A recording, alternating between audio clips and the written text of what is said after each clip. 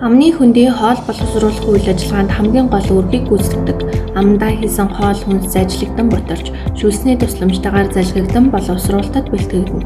Хоолыг залгих үед амьсгалын зам хаагдаж улаан хоолойд орох ба энэ нь 2-9 секундын хугацаанд үргэлжилнэ.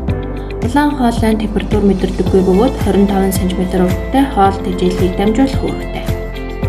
Хотоод нь амсар, их бие, нуглуур гэсэн 3 хэсгээс тогтно. Хотоод нь хоол тэжээл химийн боловсруулалтад ордог. Хотоод нь хоол тэжээл нөөцлөг хөдөлгөөн, дотоод шүүрэл зэрэг үүргүүдийг гүйцэтгэдэг. Хоногт 1.5-аас 2.5 литр хотоодны шүүс хотоодноос ялгардаг. Хотоодны шүүс хүчлэлэг орчинтой насанд хүрсэн хүний хотоодны шүүсний 0.3-аас 0.5% давсны хүчилт байдаг. Энэ нь бактерийг өгүүлж хоол боловсруулах замын үйл ажиллагааг зохицуулахад оролцдог. Хоол боловсруулах хэрэгтэн системийн дараагийн эргэтэн бол нарийн гидс. Нарийн гидсэнд хоол химийн боловсруулалтаар боловсрно. Нарийн гидсэнд хоол боловсроход нойр булчирхай шүүс сэлгэнээс ялгарах цэс нарийн гидсний өөрийн шүүс оролцдог.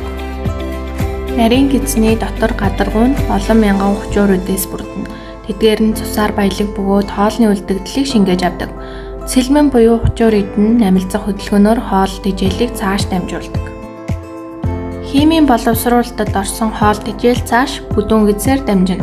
Бүдүүн гидс нь 1.5-аас 2 м урттай ба өксөх хэсэг, хөндлөн хэсэг, уруудах хэсэг, шулуун гидс гэж хуваан үздэг. Бүдүүн гидс нь хүчөөридэн давхруудаас тогтдог.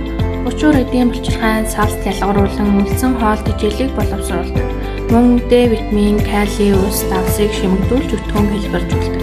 Хоногоор хоол хүнсийг агуулгах сав болж хоолны элдвэдлийг биеэс зайлуулан азотын тэнцвэрт байдалд оролцдог.